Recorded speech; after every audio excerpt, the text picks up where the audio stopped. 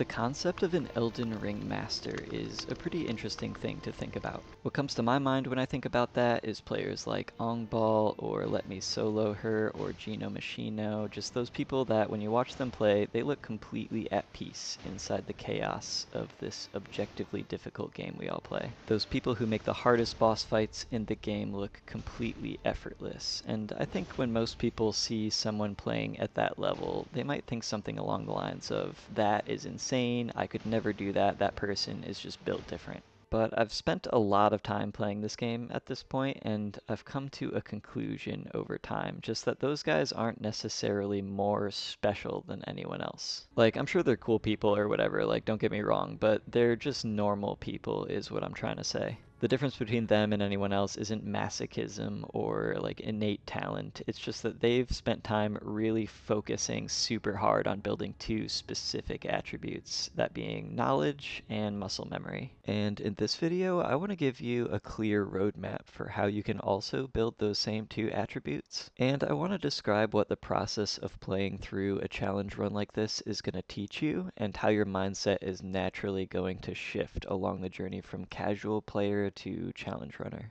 If you don't intentionally build both knowledge and muscle memory, you'll eventually plateau with your skill level. A casual playthrough gives you broad game knowledge, but very little boss-specific game knowledge and almost no real muscle memory, because when your stats and your damage are super high, you can beat the game just by trading damage over and over and just relying on having more healing items than the boss has health. That's why players who want to get better at the game generally gravitate towards challenge runs, and the most common starting point for a challenge run is a level 1 run where you never level up your character at all, but you have no other restrictions. And that is a fun way to play the game, and I would recommend it, and it will certainly improve your skill more than a casual playthrough would, but because you can still fully upgrade your weapons and stack status effects and use powerful gear and summons and that kind of stuff, you can still solve boss fights through optimization rather than ever like internalizing the full moveset of any particular boss. Mechanically, you're still outsourcing a ton of that learning curve to just upgrades. So if your actual goal is true game mastery and not just beating the game with restrictions, the most transformative rule set that I think you could possibly adopt is a level 1 run, but with additional restrictions of no weapon upgrades and no summons, just solo. With this rule set, you've effectively removed optimization as a safety net, leaving understanding and commitment as the only ways to progress. You can naturally build your boss knowledge just from paying attention to what happens in the fights, but you can also fast track building that knowledge by watching videos like this. Videos that explain the mechanics of the fight just so that you don't have to figure them out yourself. But there's not really any way to fast track building muscle memory. The only way to do that is just to spend time in the fight, just practicing your dodges and your punishes. You have to have the knowledge on what to do in any particular situation you might find yourself in, and then you have to spend a lot of time just practicing applying that knowledge. And with enough practice, you'll be able to start reacting to situations in the fight without thinking at all. That's what I mean by muscle memory. Your hands react automatically without your brain needing to put any effort into it. And with that in mind, each fight turns into its own little game. You're no longer playing Elden Ring, you're playing the Margit game or the Millennia game. Victory feels earned, not through build crafting, but through methodical commitment. And every victory you get against a single boss with these restrictions feels as meaningful as finishing the entire game once did. If you continue down this challenge run path, if you decide to dedicate yourself to beating this game with the restrictions I've mentioned, your mindset will inevitably shift along the way. The point is no longer just to beat Elden Ring or whatever. Instead, you're becoming a student of the lessons that this game is trying to teach you. Margit and Millennia aren't just like roadblocks anymore. They're rather a curriculum. Every boss is a teacher, and every victory, every success that you achieve is a lesson that you learn. And these lessons stack on top of each other iteratively. As you progress through the game, each new fight is going to try to teach you a new lesson, but they're also going to include mechanics from previous fights in the game, from previous lessons that you should have already learned. And by the time you finish a run like this, you're already within arm's reach of anything you've ever seen a challenge runner do. The skill gap between you and them stops feeling mystical, and instead it becomes measurable and visible and trainable. But before committing to that journey, it helps to know whether the process itself feels meaningful to you. Because the only real difference between a challenge runner and a casual player isn't reflexes or talent or being built different. Anyone is capable of building knowledge and muscle memory if they really try. The real difference is whether the style of learning that this game provides feels satisfying and enjoyable to you or not. So, I want to give you a small test with the rest of this video. It's a miniature version of the mastery journey that the entire game will take you on. It doesn't require an extraordinary amount of skill. In fact, if you've beaten the game just once before, you should already have enough game skill to be able to do this test. Really, the only thing that you're testing here is your mindset. And the test is simple. It's just to beat the Grafted Scion, the Tree Sentinel, the Erdtree Avatar, and the Leonine Misbegotten, all at level 1 with no weapon upgrades and no summons. You have no other restrictions. Feel free to use any weapons or armor or gear or talismans that you want. And all 4 of these bosses are immediately confrontable just right at the beginning of the game, so anyone should find this test to be relatively accessible. The lesson the Grafted Scion is going to teach you is patience. You have to remain passive in this battle and maintain a medium distance, only attacking when you're certain doing so is safe. He has a ton of very fast sword attacks that appear with very little warning, so to avoid those sword attacks you just have to avoid the situations that you might be in danger of getting hit by them. Most of his moves do have punish windows after they finish, so you do get a decent amount of opportunities to attack him, but since you have to restart the game every time you fail this fight, it's one of the most important fights out of the 4 boss tests to pre-prepare for. But that's what you're already doing right now just by watching this video. And the least complicated way to beat him is to maintain that medium distance, just avoiding his attacks by proximity until he uses this specific sword combo. And when the sword combo ends, you can just dodge forward and to the left and end up kind of as far behind him as possible and then perform a charged heavy attack and then immediately dodge away.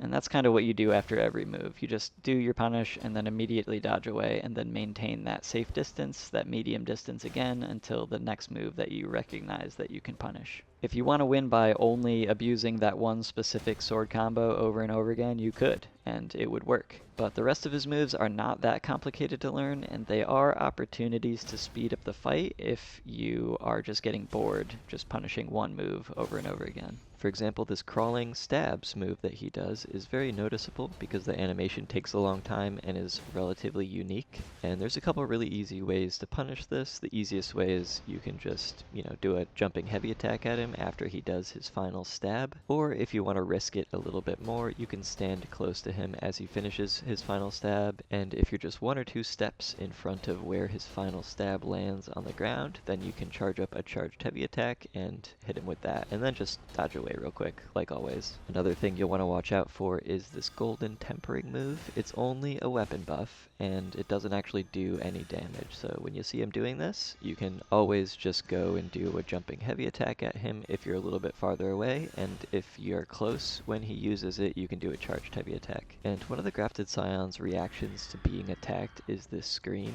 move, where he kind of hunkers down for a second, and then he screams, and it does create a hitbox that's relatively large. But he does have a relatively long recovery window after this scream, so you do have enough time to do a jumping heavy attack at him after the scream hurtbox disappears. This is actually one of the reasons why jumping backwards after every attack is a good idea, because the scream sometimes comes out and it's a little bit hard to recognize, and if you're at a medium distance away from him, then it's not going to hit you. He also has a couple of these rolling slash attacks. One of them is where he just kind of stands in one spot and does it, and then the second one is where he travels horizontally while he does the rolling slashes. And for the one where he stands up, you can punish it pretty easily just with a light attack after you dodge. But for the one where he rolls sideways while doing the slashes, it's really hard to punish that one with anything, so I just wouldn't recommend punishing it at all, because he does retreat a little bit after he finishes that second slash, so if you try to do a light attack at him, you're probably going to miss. And because you are trying to maintain a medium distance generally throughout this fight, you are going to see this leaping stab sometimes. It's a move that he uses when you're a little bit farther away from him, but it's a great move to punish as well. You can just dodge as soon as he's about to land and then do a charged heavy attack and then dodge away real quick to maintain that medium distance, or you can run underneath him as he's in the air, and then if you're behind him when he lands, you can do a charged heavy attack while you're back there.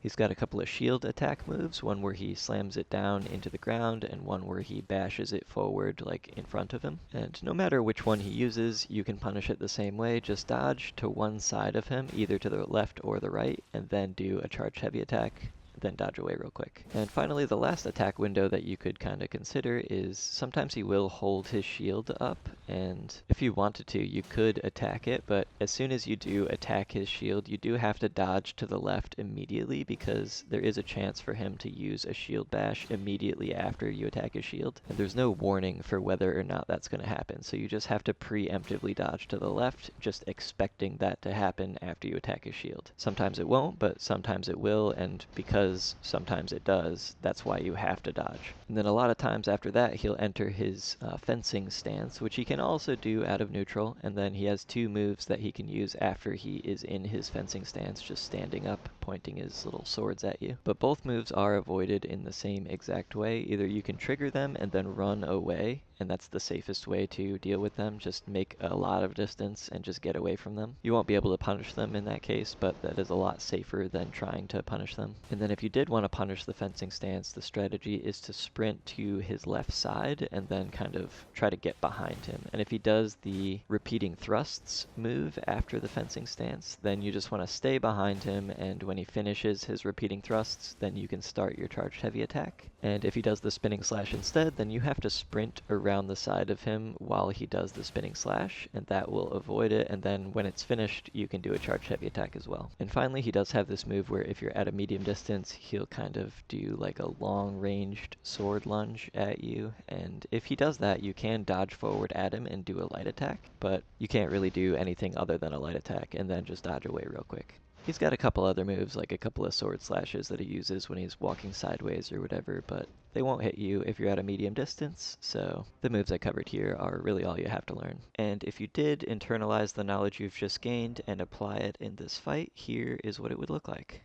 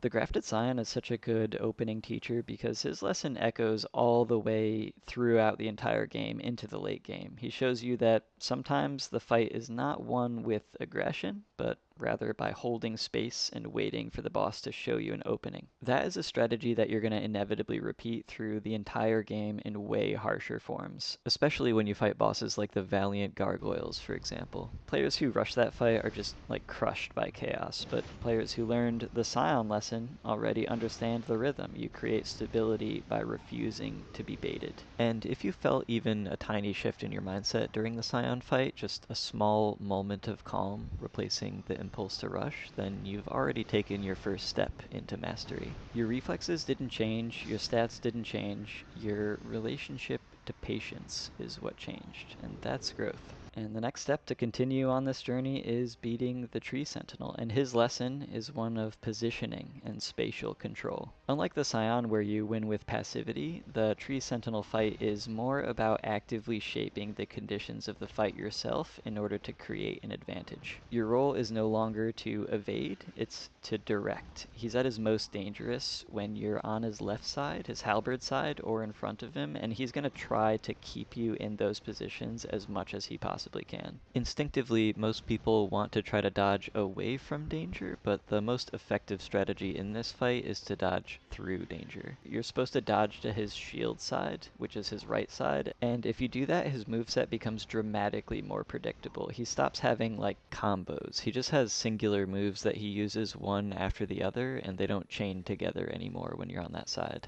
This fight feels way different than the previous one. You're no longer standing around and waiting to react. Instead, you're setting yourself up and positioning yourself so that future reactions are easier. And once you understand that, the rest of the fight just becomes simple repetition. You just have to train your hands to react appropriately, and then you will succeed. If you are on the Tree Sentinel's halberd side, he has a whole bunch of halberd swings that are slightly different, and they do chain into combos with additional halberd swings. So you could punish them if you wanted to, just with light attacks, if you wanted to memorize the different versions of the halberd swing, but I wouldn't really recommend doing that. Instead, I would just try to focus on getting onto the shield side. If you want this fight to be the easiest it could be, just anytime he does a halberd swing, dodge to the right, and just try to sprint and dodge and just end up on the shield side. And when you're on that side, that's when you're actually going to start performing attacks. One of his fastest moves is this horse bash, where his horse will try to like body slam you. And it is very fast, and it doesn't have very much of a tell for when it's about to happen, and it can happen in the middle of combos or when he's just idling right out of his like neutral position. So it's a really dangerous move, and this as well as the halberd combos are the reason why you're always trying to get to the shield side to actually do your damage. He's also got a few things he can do when you're sort of at a medium distance from him, like the rearing stab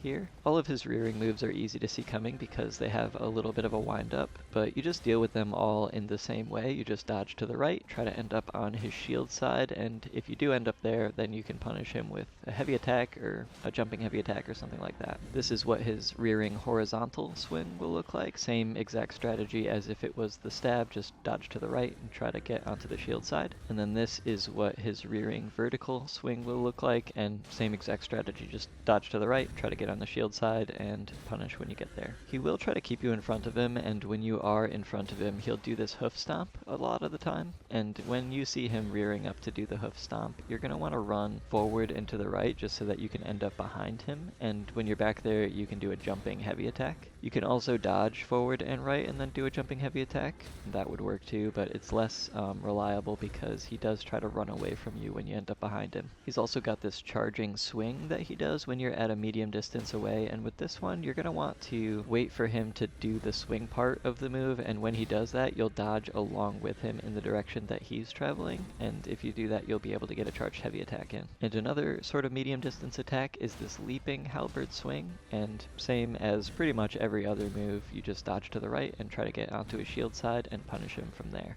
And same thing with this twirling swing. I mean, he's got a lot of rearing halberd swings, but you deal with them all in the same way. Dodge to the right. In the first half of this battle, he doesn't really have an answer for you when you're on his shield side, but in the second half of the battle, he starts doing shield attacks. He's got 4 of those. So they're the probably most important attacks to learn how to dodge, because if you're always trying to be on his shield side, then you're going to see them a lot. But luckily, all 4 of them do allow you to get a charged heavy attack in after he does them, so it is a good thing when you see them, and they're not very difficult to punish. For every single one of them, you just dodge forward into him and then do your charged heavy attack. The leaping shield bash here is what he'll do when he enters his phase 2, and after he does that for the first time, then you know he's gonna do his like shield attacks from that point forward. He's also got this standing shield bash where he can do this from kind of a long distance away, but same exact method of punishing it. You just dodge forward into him when it's about to hit you and then do a charged heavy attack. This rearing shield bash is a little bit tricky because the hooves on the horse actually do have a hurt box when he's rearing up like this, so they can catch you off guard a little bit, but what I would recommend is backing up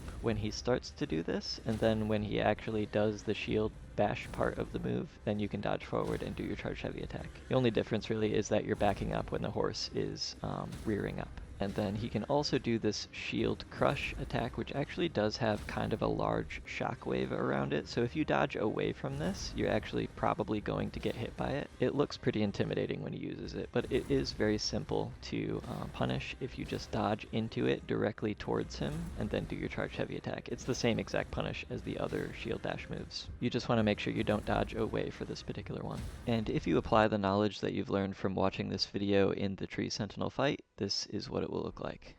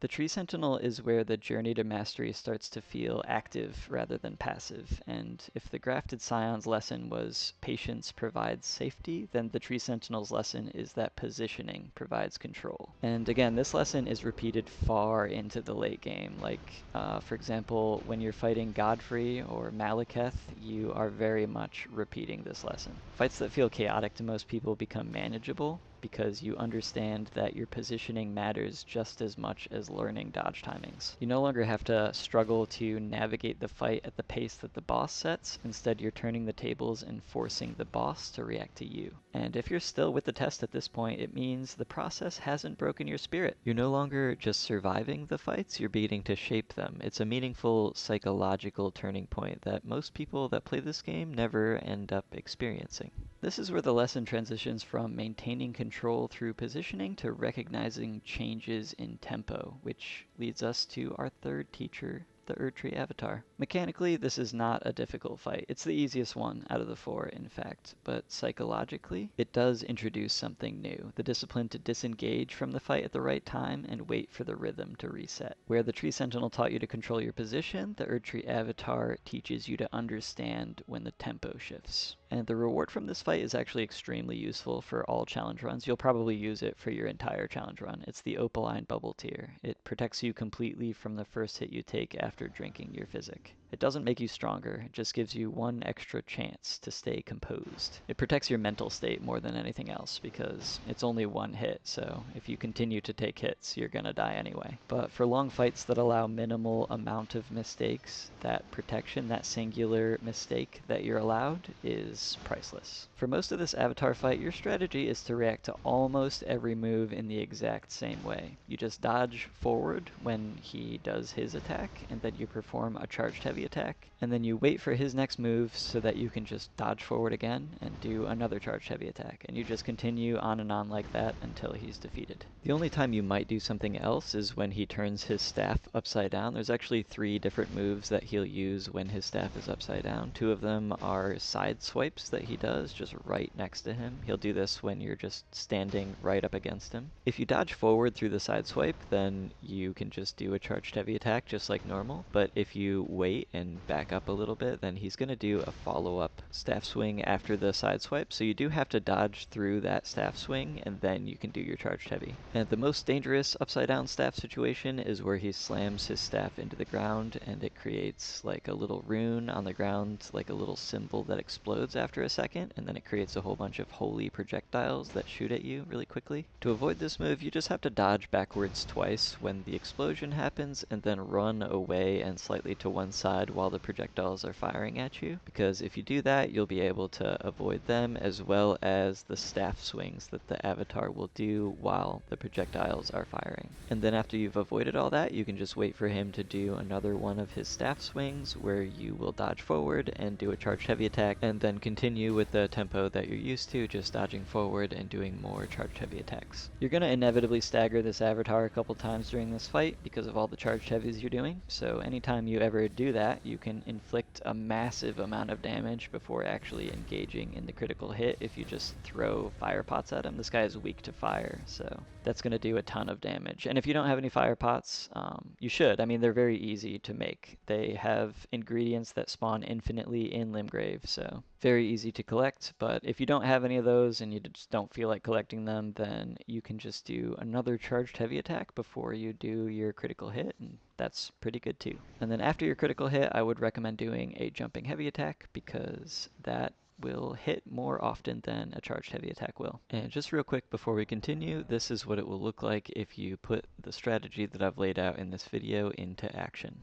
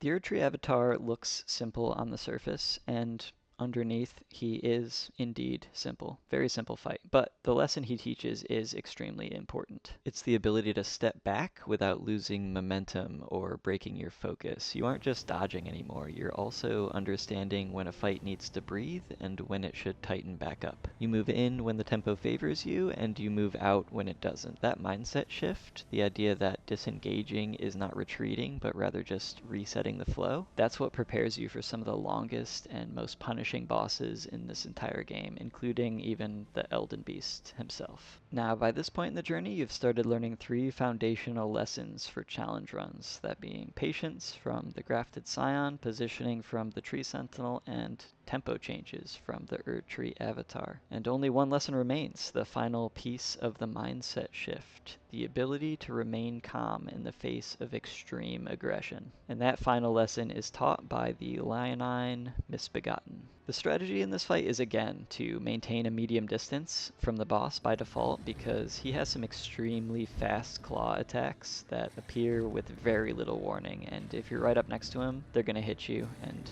it's just impossible to avoid it basically. But there is a strategy that you can adopt that will automatically avoid those super fast attacks for you without even having to dodge them. And that is every time you stagger him with an attack, either a heavy attack or a jumping heavy attack, you immediately then just start backing up, and you continue to back up until you're at like sort of a medium distance away, and he is going to chase you, but you'll just continue to back up because when he chases you, he'll do moves that make him kind of move forward. He's a very aggressive boss, so all of his moves do have forward momentum to them. So while he's moving forward, you're moving backward all the time. And as soon as you see an opening, you can do either a heavy attack, charged heavy attack, or a jumping heavy attack, all of which will stagger him. And then again, after that, you just continue to back up some more. The strategy is similar to the Scion fight, but the difference is that this boss does not allow passivity. He will chase you, and he will force you to engage on his terms. A lot of the time, the first move you'll see him use is this lunging slash, because he'll do this when you're at sort of a medium distance away, and it does have a follow-up sometimes after it, so that's really only safe to punish it with a light attack. And then another medium distance move that he does is this side swipe, where he kind of runs at you on all fours and then does a side swipe at you, as the name of the move suggests, and then afterwards, if you're close enough, he will do like an overhead slam, which is his follow-up to that. Personally, I would only punish that overhead slam with a regular heavy attack and then just start backing up after that. He's also got this barbaric roar, and the roar actually does have a hurt box, so you will want to dodge away from it if you see him doing it. And then depending on how close you are to him, he'll either do one of two follow-ups, either his like 360 sweep sword attack, or he'll do this running slash, and either way you can wait for him to be finished and then do a jumping heavy attack at him. He can also do both of those follow-up attacks that he does after the barbaric roar just straight out of neutral, both the stomp and then 360 sweep, as well as the running slash, so those can really just happen anytime. And when they do, I deal with them exactly the same way. I just try to do a jumping heavy attack after. Another common thing you'll see him do is the slice and leap, and he actually does do this as part of his sword combos. He has a whole bunch of different sword combos that he chains together, but he can also just do it out of idle animation, so it can happen anytime. And you'll just want to wait for him to finish his leap, and then when he's done with his leap, you can do a charged heavy attack after. Same thing with this slice and slam combo move that he has. After the slam, you can dodge forward and do a charged heavy attack. It does have a decently long recovery window, so you have enough time to charge up your heavy. And then this hopping slam here, where he slams the side of his sword down into the ground after he jumps up in the air instead of the point of his sword. This actually does have a very quick recovery, so you'll only have enough time to do a light attack after this move. And he will often do a second one as well, so after he does the first hop, just expect it to happen a second time, and usually that's it. After the second one, you can just do your light attack and then try to make some distance. This double slash here is another one of his sword combo moves, and just like the claw slash that he'll do when you're super close to him, this one also will catch you unless you're just constantly backing up. It's another reason why backing up all the time is a good thing to do, because these sword slashes are fast enough where if you don't back up and outspace them, they probably are going to hit you. If you just dodge through the first one, that second one is super fast and probably will hit you as you recover from that first dodge. Then he's got a couple of sword opener moves, and anytime he uses this horizontal or this vertical opener, you'll know that he's about to do a sword combo afterwards. So just start backing up when he does these and just wait for his sword combo to end, and then you can do a jumping heavy attack. And if you follow the strategy I laid out in this little guide here, this is what it will look like when you do the actual battle.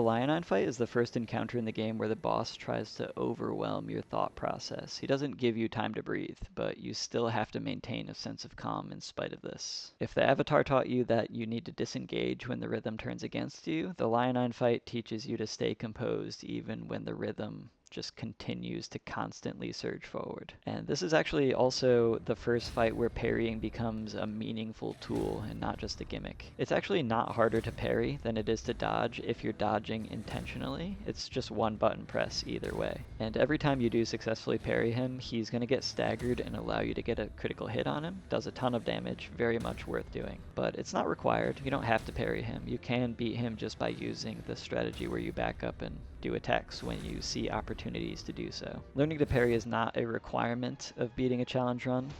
You can beat Elden Ring without parrying a single attack the whole time, but it is extremely useful for a lot of bosses. Like, for example, the Godskin duo is specifically extremely difficult and significantly easier if you just parry them. But that's not the only fight. Other fights such as Margit are very, very parryable. There's a lot of fights in this game that parrying is a very useful skill to have in your back pocket. But this Leonine's aggression forces you to internalize a truth that separates casual players from challenge runners. It's that you don't need the fight to slow down, you just need your mind to slow down. And once you feel that slowing happening inside your brain, the fight stops feeling overwhelming and starts feeling readable and even generous. You're still going to dodge, you're still going to punish, you're still going to move, but now you do so with a sense of composure and intention rather than panic. Now, it's true the Leonine Misbegotten is relatively small potatoes compared to some bosses that come later in the game, but the mindset that he fosters is extremely important. The ability to stay composed under relentless pressure. His aggression is his purpose, to overwhelm you, but also to reveal whether you can remain mentally still while being overwhelmed. This is the same psychological skill that decides whether a player ever reaches comfort against bosses like Malenia,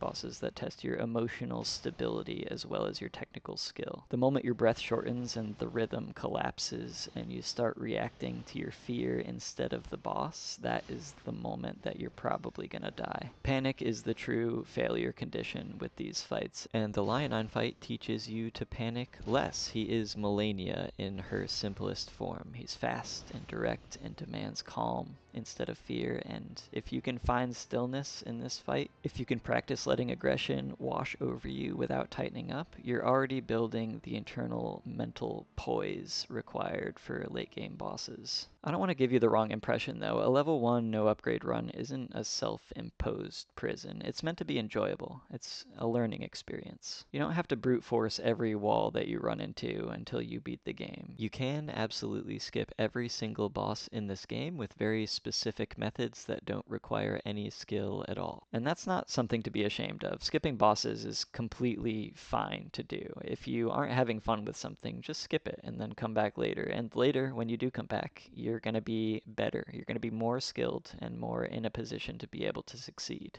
And by completing this small test, even just in principle, you've touched the mindset that challenge runners embody when they're playing this game. You're not fighting bosses, you're learning lessons. You're not proving anything to anyone, you're engaging in a personal process of self-improvement. If you completed the challenge in this video and felt excitement rather than frustration, then you're already thinking like a challenge runner. You don't become one later, you already are one. You completed this challenge that I've put in front of you here, and the pathway to mastery from this point is just continuation. One boss at a time, one lesson at a time, deepening the same clarity that you've begun to build by beating these 4 bosses. And if this type of gameplay sparks your interest, then please feel free to check out my channel. I have a moveset guide on almost every major boss in the entire game, just telling you all the moves and how to react to each one. Just builds that knowledge side of the coin of knowledge and muscle memory faster. And if you did manage to follow along with this video and beat those 4 bosses, please leave me a comment. I do read all the comments, and I would be super interested to hear if you felt like your mindset shifted the way that I've described